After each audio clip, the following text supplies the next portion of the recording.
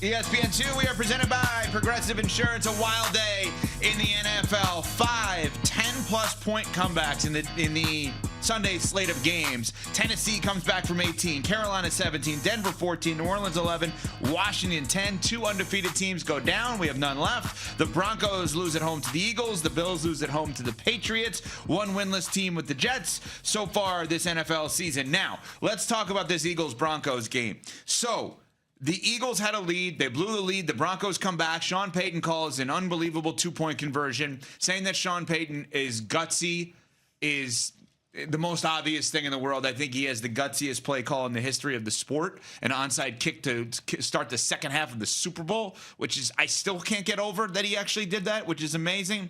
And yesterday, he calls that 2-point conversion down 1 to ultimately take the lead, and the Broncos win 21-17. So there's a lot of conversation about the Eagles part of this in terms of the X's and O's of the game before we get to big picture.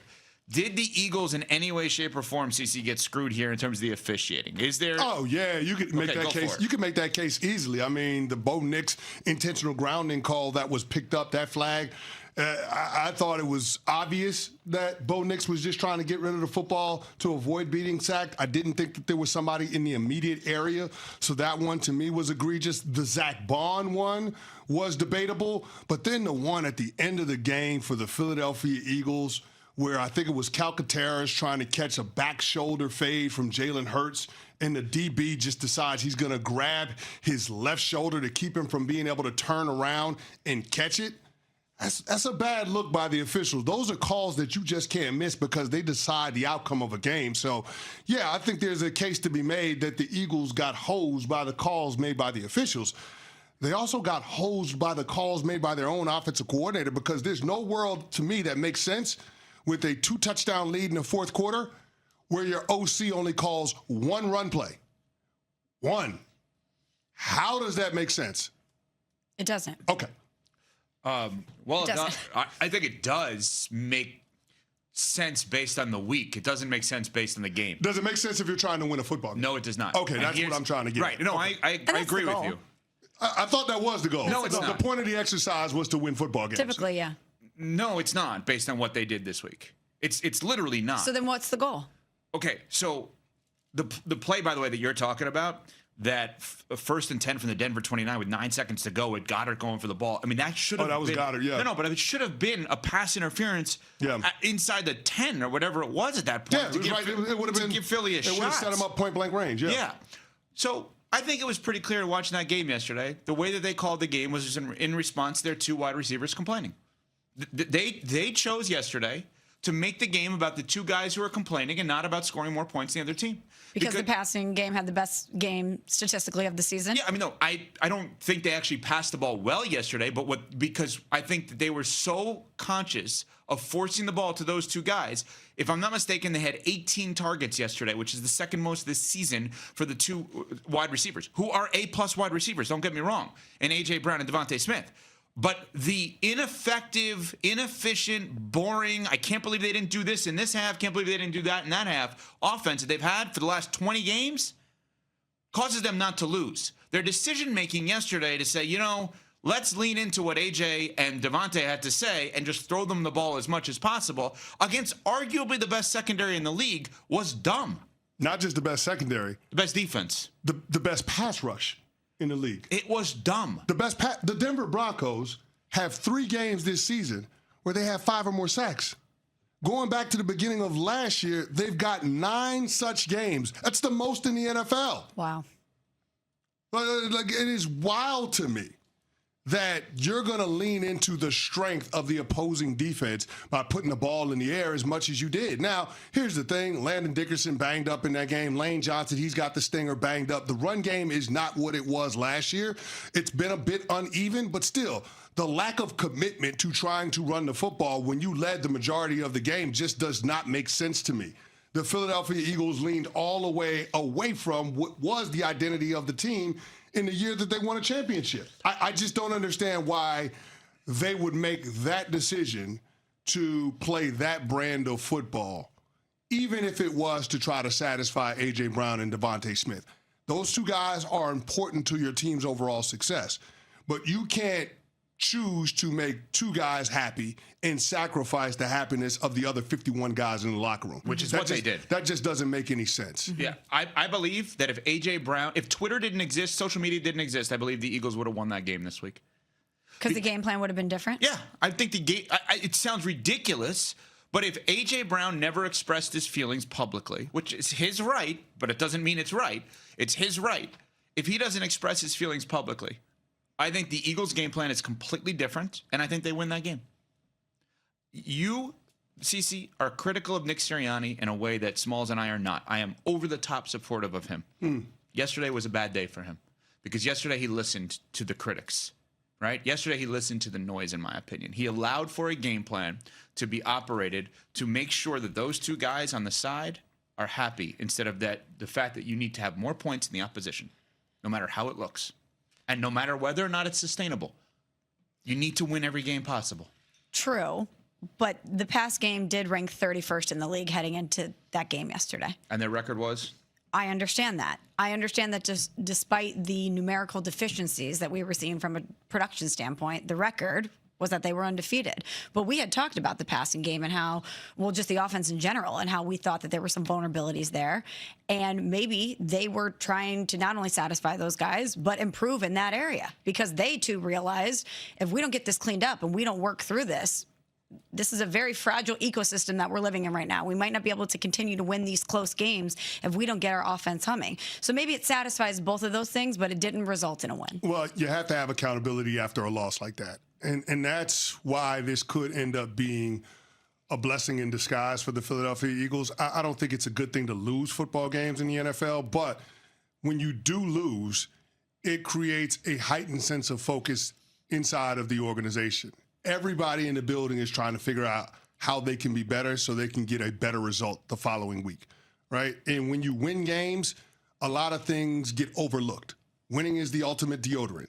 Even though you have clear things that need to be addressed, nobody really looks at it and goes through it with a fine-tooth comb because ultimately you're winning football games, right? And so I think that's the thing that the Philadelphia Eagles can benefit from. Hey, just because we won the championship last year, just because we're a supremely talented team doesn't mean we can roll our helmet out there and get a win each and every week. And I said that they have been outgained by every opponent through the first 4 games of the season in terms of offense. Something about that had to change. They couldn't just rely on block kicks in order to keep winning games. And so yesterday was no different, outgained by the opponent again. Maybe, just maybe, this could be the wake-up call that that team and the offense specifically needs in order to get right. But still, I'm going to need for somebody to explain to me why Saquon Barkley only rushed the ball 1 time in the 4th quarter when you had a lead. Well, let's hear what Jalen Hurts had to say post-game on the lack of touches for their star running back. I won't say the word out of balance. I just think we're searching for improvement. And so given what type of team we're built to be, you got to be able to establish the run in some regard. And that could look different. It may not be what it's been, but ultimately being able to lean on the run game is important. And so we just got to, look into how we can improve in that arena and go out there and take ownership for the things that we can control and grow from this opportunity. They just let him run the team and not the wide receivers, please. I mean, he said about the identity and that, establish the run.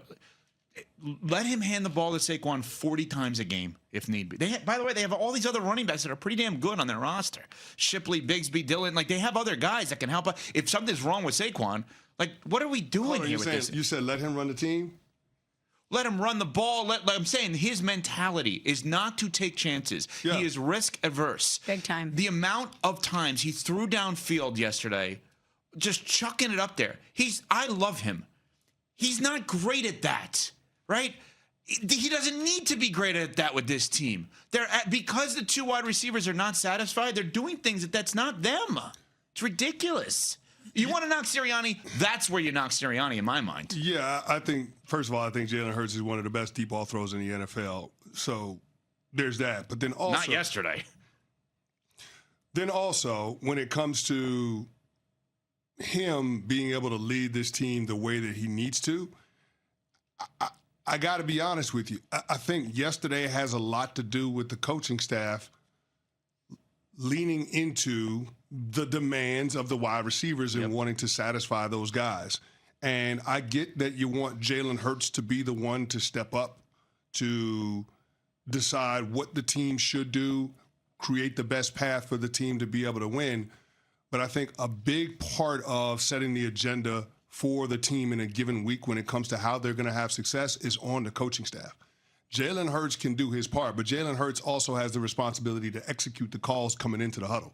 So if Kevin Patullo or Nick Sirianni are dialing up pass plays, it's Jalen Hurts' responsibility to try to execute that at the highest level. I don't think you want to get in the business of the quarterback bucking the coaches this early in the season, but yet we're at a point now where I think it's fair to question whether or not the coaches are putting the players in the situations that they need to in order to have success. So it is a very, very interesting situation in Philadelphia right now, and I don't know how they get to the other side of this controversy / adversity that they're facing in the early going. But clearly, something is not right when it comes to the chemistry on the offensive side of the ball.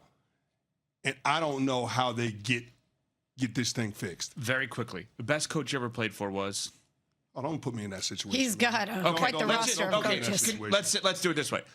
By the masses, the best coach you ever played for would probably be Bill Parcells, is how they would look at it, right? Coughlin, 2 Super Bowls. So let's say, you know what? Coughlin's coming in this week. Let's say Tom Coughlin. There's complaints from wide receivers about game plan. Win 4-0. How does Coughlin deal with it? Does he change the game plan? Well, I mean, listen, I think it's case-by-case basis. But I think TC is always going to lead with team first. Matter of fact, his slogan that he had in the building, team first, team last, team always, period.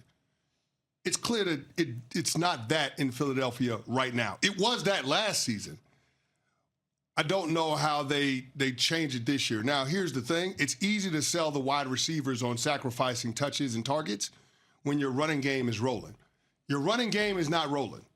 They have not been productive on the ground this year. So even though they talk about that wanting to be the identity of the team, it has not translated to them being able to have consistency in that realm. So if your running game is not going, I can understand why A.J. Brown is saying, hey, guys, throw me the damn ball. I can make it happen. Yeah. So they've either got to figure one or two things out. Either the passing game has got to become more prolific or the ground game has got to become more efficient.